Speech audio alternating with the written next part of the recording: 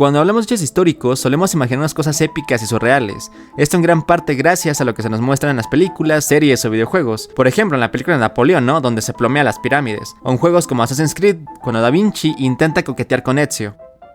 Estoy trabajando en el retrato de una dama. Estoy orgulloso de él. No dejes que una hermosa joven te distraiga de hacer mis diseños. No te preocupes. A mí las mujeres me distraen poco. Pues no te entiendo.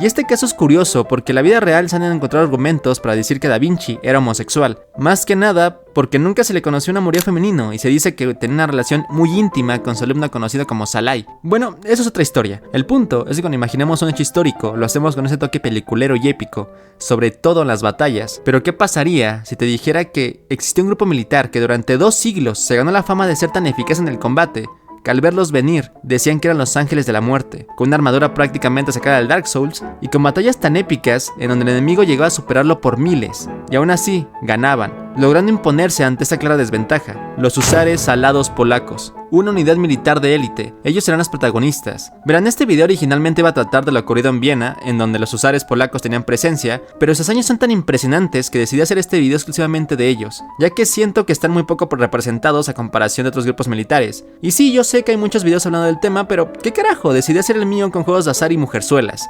Pero para empezar hay que definir, ¿qué es un húsar? Pues muy bien, los húsares fueron un grupo militar que tuvo su origen en Hungría, en el siglo XV. Originalmente formaron parte de la caballería ligera, lo que quiere decir que su armamento era ligero, aunque sea redundante. Al igual que su armadura, su equipación fue variando con el tiempo, pero en general portaban espadas curvas, pistolas cortas, carabinas, armaduras con poca protección. De hecho, en muchos casos ni armadura tenían. Se preocupaban más por la apariencia, lucir de forma vistosa, ya saben, para farmear aura, porque antes muertos que sencillos. Sus misiones solían ser rápidas, esto debido a su equipo, misiones de reconocimiento, de emboscada, de exploración, de espionaje. Eran batallas muy breves, conocidas como escaramuzas, para perseguir y ahuyentar al enemigo. Podremos decir que eran de entrada por salida, ya que debían ser muy ágiles y audaces para buscar puntos débiles del enemigo. Este tipo de unidad fue adoptada por varios países europeos como Francia, Rusia, España, Prusia, y hasta por países latinos como por ejemplo México, Argentina, Chile y en la actualidad el Perú. Porque sí, técnicamente hoy en día ya no existen, a excepción de los húsares de Junín, que hoy en día son el regimiento de caballería del ejército del Perú. Como pueden ver, Perú siendo clave una vez más. Pero a rasgos generales, eran un grupo militar rápido y ágil. No estaban diseñados para un combate prolongado, esto debido a su poca protección. Pero es aquí en donde entran los húsares polacos, porque a diferencia de los húsares convencionales, ellos eran de caballería pesada, portando además una gran lanza llamada copia que medía de 5 a 6 metros, y era de un solo uso. Pero contrario a lo que se puede pensar, se dice que no era un arma muy pesada, pero sí muy letal, ya que podían palar a más de un enemigo. También traían consigo pistolas, mazas y martillos de guerra. Portaban armaduras pesadas y caballos más grandes. El término de alado se le atribuye a sus alas, que se dice que producían un estruendo que generaba pánico a los contrarios. Ellos no flanqueaban a sus rivales, más bien los impactaban de lleno, buscando atravesar las líneas enemigas, y terminar la batalla casi que de un golpe, como un ariete destrozando una puerta. Ellos entendían una cosa, que para ganar una batalla, casi de forma automática, necesitaban desmoralizar a sus enemigos, por lo que debían transmitir una imagen imponente. Por ello, también usaban pieles exóticas de animales, como la de los tigres o los lobos, una forma de intimidar y demostrar que eran la élite. También hay que decir que era una unidad bastante costosa, y eso se traducía a su equipo. Ganaron muchas batallas, fueron reconocidos y temidos, pero ¿cómo es que surgieron y por qué? Para esto hay que trasladarnos hasta el siglo XVI, específicamente en el centro de Europa, en donde se encontraba el reino de Polonia y el Gran Ducado de Lituania. 2 estados ajenos, pero que en 1385 ocurrió una unión dinástica, porque el gobernante era el mismo, pero aún mantenían su independencia. Esto fue así hasta que formalizaron su unión en 1569, mediante la Unión de Lublin, y así formar un solo estado conocido como la Mancomunidad Polaco-Lituana, o la República de las Dos Naciones. Un estado que en su mayoría era católico, pero con un alto grado de tolerancia a otras religiones, como la protestante o la cristiana. Esta unión se debía a intereses políticos, económicos y, por supuesto, militares. Tenían un huevo de enemigos en común entre ellos, los rusos, los suecos, los teutones y los otomanos. Como es costumbre, buscaban expandir su territorio, controlar el comercio, apropiarse de recursos y, cómo no, estatus. Mostrar quién la tiene más gorda y quién es la potencia militar y económica del momento. Tenían un sistema político raro para la época, y bueno, también para hoy en día. Se le llamaba la democracia de los nobles. Consistía en que solamente los nobles, o conocida como la Szlachta, obviamente no lo dije bien porque no soy polaco, soy hispanohablante. Pero bueno, voy a intentar que suene medianamente bien, ¿no? Bueno, la Szlachta tenían un gran poder político, y era la única clase social que podía votar al gobernante. Temían mucho que el rey fuera absoluto, como ocurría en otros países europeos, por lo que ellos regulaban su autoridad, evitando así una tiranía. Los nobles gozaban de muchas libertades y eran considerados como los defensores del Estado. Defendían mucho esta idea de ser libres, tanto así que tenían el derecho a portar armas. Gozaban de la llamada libertad dorada. No se sentían como súbditos, sino como ciudadanos. Esto a diferencia del resto de la población. Tenían su parlamento, el llamado Sejm, formado por nobles, en donde se ejercía una práctica curiosa y desastrosa a largo plazo, llamada el liberum veto, el veto libre. Esta práctica buscaba unanimidad de todo el parlamento, o sea, contrario a, por ejemplo, la democracia actual, en donde el poder reside en el pueblo, supuestamente, y donde se ajusta a lo que quiere la mayoría. En este caso, para aprobar una ley, todos los nobles debían estar de acuerdo, ya que todos, en teoría, valían lo mismo. Esto fue un arma de doble filo y una de las causas de su caída,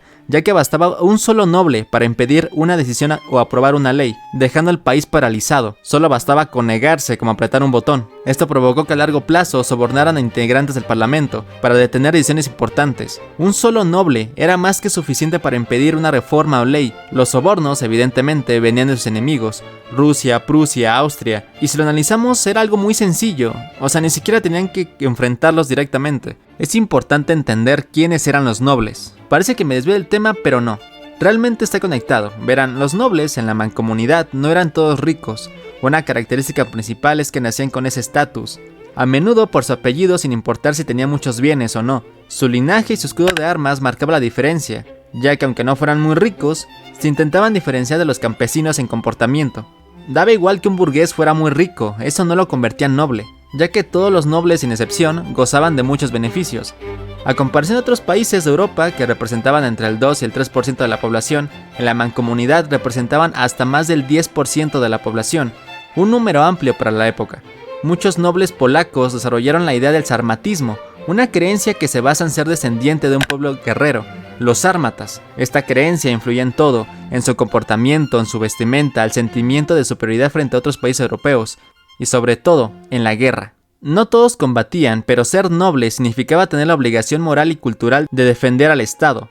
Aprendían equitación, manejo de sable, tácticas de caballería y uso de armas. Es de esta clase social a la que pertenecían los húsares alados. Prácticamente todos eran nobles, desde su surgimiento, que fue una evolución constante, ya que originalmente eran húsares convencionales, pero no fue hasta la llegada de Esteban Báthory en 1576 que surgió la idea de fusionar la caballería pesada con la ligera, con la rapidez y agilidad combinada con la potencia y durabilidad, una unidad híbrida y eficaz. Convertirse en un húsar era el honor más alto al que un noble podía aspirar, pero para formar parte de ellos se requería pagar un gran costo. Se requería de muchos recursos, ya que el Estado no los proveía. El equipo, la armadura, las pieles, las alas, los caballos, las pistolas, las armas, todo esto era patrocinado por ellos mismos. Prácticamente era un pay to win, así que sí, no era fácil ser parte de los húsares. Pero ¿qué pasaba con los nobles no tan ricos? Bueno, en muchos casos estos nobles eran patrocinados por otros nobles, pero más acaudalados. Entonces el Estado no los reclutaba. ¿Esto quiere decir que eran voluntarios? Bueno, algo así. Eran una especie de contrato privado, en donde un noble importante recibía la autorización para formar una unidad de caballería, buscando a otros nobles voluntarios para luchar.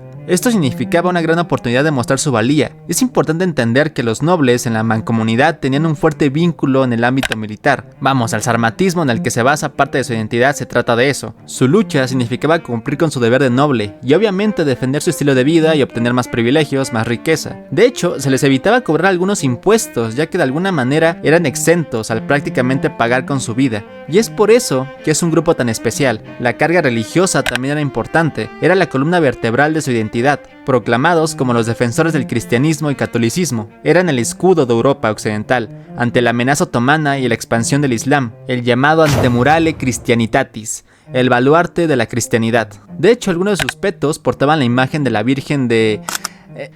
en su traducción, la Virgen Negra. Además, solían llevar consigo una bandera en donde se observaba una cruz de Malta, que simboliza su vínculo con el cristianismo. Se consideraban los defensores de la fe. Pero claro, aunque suene bien bonito, es sabido que también se usaba la religión para justificar guerras. O sea que se pasaban por debajo de los huevos el quinto mandamiento. Se ganaban prestigio, honor, libertades y riquezas. Eso no quiere decir que la religión era una mera excusa, ya que para esta época de la historia, la religión era una parte muy importante para formar la identidad de un pueblo. Así que podemos concluir que los husares alados eran un grupo militar de élite, un híbrido entre la caballería pesada y ligera, formado por los nobles de la sociedad polaca lituana, en donde patrocinaban su propio equipo y preparación militar, ya que ésta tenía un vínculo importantísimo con los nobles. Tener participaciones militares era prácticamente algo obligado, aunque no todos peleaban. Libraron muchas batallas, como dije al inicio del video. Ya llegó el momento de contarles algunas de estas. Una de ellas se dio el 27 de septiembre de 1605 contra los suecos. Bajo el contexto de la guerra polaco-sueca, que ya traían pleito desde 1598, el contexto general de la situación empezó por un conflicto familiar y político.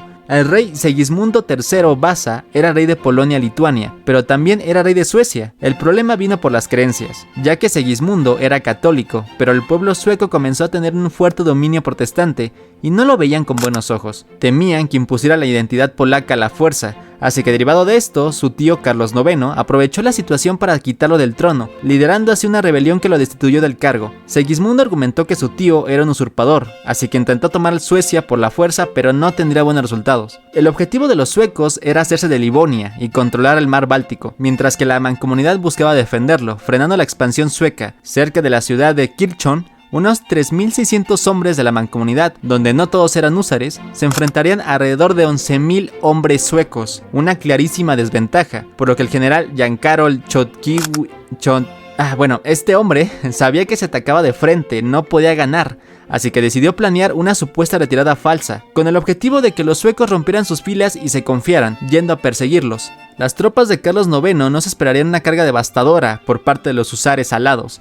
Al estar fuera de formación, las tropas suecas sufrieron un durísimo golpe, acabando con la vida de 6.000 a 9.000 hombres, de 11.000, mientras que los polacos recibieron poco más de 100 bajas. Los husares se consolidaron como la mejor caballería del momento. Tendrían muchas hazañas de este tipo, en donde los husares polacos se enfrentaban a un ejército más numeroso que el suyo, como por ejemplo la batalla de Krushino, librada en el año de 1610. En el contexto de la guerra polaco-moscovita, o sea Rusia, los polacos traían consigo unas 6.000 tropas, que en su mayoría eran húsares, en contra de más de 40.000 tropas rusas y mercenarios. Bueno, he de decir que las cifras varían, pero de todos modos, los polacos se enfrentaban a un ejército más numeroso que ellos. Pero como podrás adivinar, los husares alados, además de su gran caballo, su estética armadura y su poderosa lanza, tenían otra cosa, unos huevotes del tamaño de 2 planetas, ya que ¿quién pensaría en ganar ante tal desventaja? Pues ellos sí. Durante el conflicto, los husares llegaron a hacer más de una carga de caballería, algo inusual y muy desgastante, pero que terminó funcionando, haciendo que las tropas enemigas se rindieran, desertaran o quedaran empalados en sus lanzas. Esta clara victoria polaca dio como consecuencia que se hicieran con Moscú durante 2 años hasta 1612, o sea vamos, que estuvieron ahí más tiempo que Napoleón. Podemos hablar también de la batalla de Chosim, en donde con el objetivo de frenar el avance otomano, las fuerzas polaco-lituanas estaban atrincheradas y superadas en número por el inmenso ejército otomano. Durante semanas de asedio, los húsares alados realizaban salidas tácticas. En una de ellas, una carga de solo 600 húsares destrozó las líneas otomanas. Habían logrado otra vez lo imposible, provocando pánico en un ejército de miles. Al final se pidió la paz y renunciaron a su invasión. Pero sin lugar a duda, su victoria más importante y el suceso que los dio a conocer, que incluso una banda llamada Sabaton realizó una canción acerca de ese suceso, canción que les pondría, pero la verdad no me quiero arriesgar al copy, así que no, pero ocurrió en el año de 1683. El asedio de Viena, una de las ciudades más importantes del Sacro Imperio Romano Germánico, estaba siendo amenazada por alrededor de 150.000 otomanos. Si la ciudad caía, los otomanos avanzarían hasta Europa Central, debilitarían a los Habsburgo, así como la fe cristiana, siendo reemplazada de a poco con el Islam, reconfigurando una parte de Europa. Viena estaba amurallada, por lo que tomarla no era fácil, y como sus cañones parecía que no hacían daño, empezaron a cavar túneles, colocando explosivos para debilitar las fortificaciones de la ciudad. Los defensores también cavaban túneles para sorprender a los otomanos. Otra forma que tenían era colocar baldes de agua en el suelo, y si ésta vibraba, significaba que los otomanos estaban escarbando. Esta práctica también fue una guerra psicológica, ya que no se sabía cuándo podría haber una detonación. Una historia interesante es la de los panaderos. Verán, se resume a que en la noche, mientras ellos realizaban el pan, escucharon el sonido de picos y palas debajo de la tierra, así que rápidamente alertaron a los militares evitando que hubieran detonaciones. Después del asedio, los panaderos crearían un pan en forma de media luna, el símbolo de los otomanos. Esto como una forma de burla, como si se comieran al enemigo. A este pan lo llamarían Kipferl. Este pan sería la inspiración para crear el croissant de los franceses. Esta historia se considera a menudo como una leyenda, ya que este panecillo existía desde el siglo XIII, y sería una historia para exaltar el triunfo en Viena. Continuando con el asedio, en septiembre la ciudad ya tenía algunas brechas. Había hambre, enfermedades y pocos hombres luchando. Pero antes de que todo colapsara, el rey y militar Jan III Sobieski asumió el mando de las tropas del Sacro Imperio, unos 70.000 hombres, austriacos, bávaros, sajones y evidentemente no todos eran húsares. El objetivo era evitar que los otomanos tomaran Viena. Además, ya existía un acuerdo en el que se describía que Sobieski y Leopoldo I se ayudarían si uno de los dos se viera atacado, con el temor de la expansión otomana. El 12 de septiembre de 1863 se libró la batalla de Kahlenberg. Las tropas de infantería hacían su trabajo, alejando a los otomanos de Viena, mientras luchaban durante horas. Las cargas de caballería al mando de Sobieski se alzaban en lo alto de las colinas. No atacaron de inmediato. Durante el pasar del tiempo, las tropas enemigas se veían agotadas y desordenadas, y fue en ese momento en donde aproximadamente 18.000 jinetes, entre ellos 3.000 húsares, se alistaron para empezar la carga. Cuando se dio la orden, fueron de menos a más. De repente, había 18.000 hombres a punto de embestir a unas desgastadas tropas otomanas, con el estruendo de las alas de los húsares y apuntando con sus grandes lanzas. Dieron el golpe final y devastador, dejando sin oportunidad a los otomanos, terminando así con la batalla y con 2 meses de asedio que había sufrido la ciudad. Este acontecimiento marcaría la caída del Imperio Otomano, perdiendo su posición de expansionismo y poderío. Después se dio inicio en el mismo año a la Gran Guerra Turca y la creación de la Liga Santa. Esta batalla fue la que le dio la fama y ese toque de leyenda a los húsares alados polacos, convirtiéndose en un símbolo nacional en Polonia actualmente, que se enfoca en su identidad militar, noble y valiente, que han tenido influencia en la cultura popular, aunque a mi parecer ha sido muy poca para lo que significó en su día. Los húsares alados fueron disueltos en el año de 1776. Esto debido al avance tecnológico de la guerra, por lo que hacer una carga de caballería ya representaba un suicidio. Además, ser un húsar era muy caro y por las constantes guerras que se estaban librando, ya no rentaba formar parte de ellos. Además, la mancomunidad dejó de existir en 1795, esto debido a problemas internos. Su sistema político, el liberum veto, del que ya hablamos, fue un factor principal, ya que como cualquier noble del parlamento polaco podía impedir cualquier decisión, esto dio pie a que sus enemigos vecinos, principalmente los rusos, sobornaran a miembros para favorecer el colapso de la mancomunidad. La guerra contra Suecia, conocida como el Diluvio en el año de 1655, fue el primer paso para el inicio del fin. Al final, el territorio se fue repartiendo poco a poco, primero en 1772, después en 1793 y para 1795 ya no existía la república. Sin lugar a dudas, una historia fascinante y emocionante, en donde, insisto, creo que no tienen el foco que se merecen, pero que fueron una unidad que dejó el legado innegable, no solo en Polonia, sino también como parte de la historia militar. Nos damos cuenta que nada es eterno, a excepción del cambio. Las alas de los húsares no se desvanecieron por completo, ya que si yo hice este video, así como muchos otros, es porque su carga todavía resuena hasta el día de hoy.